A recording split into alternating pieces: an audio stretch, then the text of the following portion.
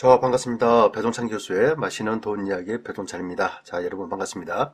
서울 아파트 가격이 왕창 흔들리고 있죠. 이게 무슨 소리냐? 지금 서울 아파트 가격 호가는 올라가고 있는데 라고 말씀하시는 분들 계실 것 같은데요. 호가는요, 그냥 뭐 받고 싶은 가격일 뿐이죠. 그래요. 누군가가 산다는 사람이 없다면 그냥 뭐 뻥치는 가격. 그렇지 않습니까? 시세가 10억에 거래야 한다면 누군가가 뭐 가격을 올리는 사람이 있다면 뭐 11억, 12억에 내놓는 거죠. 따라서 아파트 가격이 올라갈 때는 그 시세가 10억이라 하더라도 11억, 12억 주고 산다는 사람이 있다는 거예요. 그래서 인위적으로 가격을 올리는 건데요. 이제는 이렇게 산다는 사람이 없다는 거예요. 뒤에 받쳐주는 사람이 없으니까 그냥 호가는 호가다. 그리고 오히려 서울 아파트 평당 가격이 690만 원 정도 이제 하락했다라고 이렇게 이런 자료들이 발표가 되는 거죠. 따라서 서울 아파트 거래량이 10월달 들어서 930건밖에 안 된다는 사실. 즉 이제 서울 아파트를 사는 사람이 팍팍 줄어들고 있다는 이야기가 되겠죠. 여기에 뉴스일 언론 기사에 의하면요, 서울, 경기, 인천 제곱미터당 아파트 값이 7개월 만에 동반 하락하였다는 겁니다. 그동안 경기도, 인천, 서울 얼마나 달렸습니까? 그런데요, 7개월 만에 서울, 경기, 인천 아파트 가격이 동반적으로 좀 하락으로, 물론 상승폭이 줄어들었다 이렇게 봐야 되겠지만 동반 상승폭 하락으로 이렇게 전환됐다는 거예요.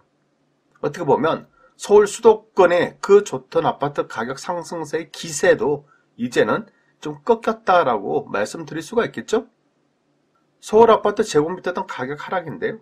6월 달에는 84만 원이 떨어졌다는 거죠. 이후 4개월 만에 10월 달에 제곱미터당 210만 원, 거의 6월 달 대비해서 본다면 3배 가까이 하락으로 전환했다는 거겠죠. 어떻게 보면 충격이라고 봐야 되지 않겠습니까? 제곱미터당 210만 원이니 이것을 평당 가격으로 환산하면 평당 690만 원 돈이 하락했다는 거예요. 평당 690만 원. 30평이라면 약 2천만 원 정도 떨어졌다는 얘기가 되겠죠. 이러하니 서울 아파트 거래량이 10월달 들어 930건으로 뚝뚝 떨어지는 거 아니겠습니까? 또한 9월달 대비해서 서울 아파트 매물이요 12.8%나 증가되었다는 겁니다.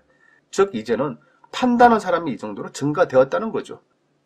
KB국민은행의 지역별 아파트 매매 가격 주간 변동률인데요.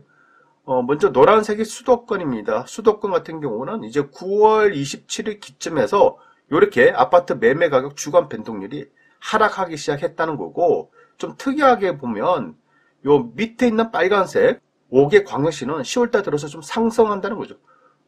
어떻게 보면 수도권은 떨어지고 있고 5대 광역시는 올라가고 있다는 얘기예요. 그만큼 서울 수도권은 많이 올랐고 5대 광역시는 좀 많이 오르지 않았기 때문에 이제 서울 수도권 아파트 가격하고 눈높이, 즉 가격 맞추는 단계가 되지 않나라고 이렇게 생각을 한번 해볼 수 있다는 얘기죠. 또한 한국부동산원의 주간 자료를 살펴봐도 마찬가지인데요. 매매 가격 지수 변동률이 전국으로 놓고 보면 0.25에서 0.24, 수도권은 0.30에서 0.28 떨어졌고 서울도 0.17에서 0.16으로 하락했다는 얘기예요. 다만 지방 같은 경우는 0.20에서 0.21로 상승했다는 거죠. 아마 5대 광역시의 영향이 컸다라고 말씀드릴 수 있겠죠. 여기에 KB국민은행의 서울 매수 우위 지수 그래프인데요. 주간 추이를 보면 86.1이라는 거죠. 즉 100 이하로 떨어졌다는 얘기예요. 여기 딱 봐도 마찬가지죠. 기준을 100으로 해가지고 100 이상이면 매도자 우위 시장, 즉 아파트 가격을 결정할 때 매도자가 결정한다는 건데 100 이하가 되는 경우에는 이제 아파트 가격 결정할 때 매수자 우위의 시장이라는 거죠. 즉 이제부터는 아파트 가격을 사는 사람이 결정할 수 있다는 거예요. 어떻게 보면 매수자가 너무 비싸다 깎아줘요. 깎아주면 살게요. 이런 시장으로 전환되고 있다는 겁니다. 따라서 이제는 서울 아파트 가격이요 왕창 흔들릴 수 있는 그런 시기가 되었다라고 말씀드릴 수가 있다는 거죠. 그러니 어떤 전략을 짜셔야 되는지 여러분 잘 판단하시기 바랍니다. 이상까지 배종찬 교수의 맛있는 도움 이야기였습니다. 감사합니다.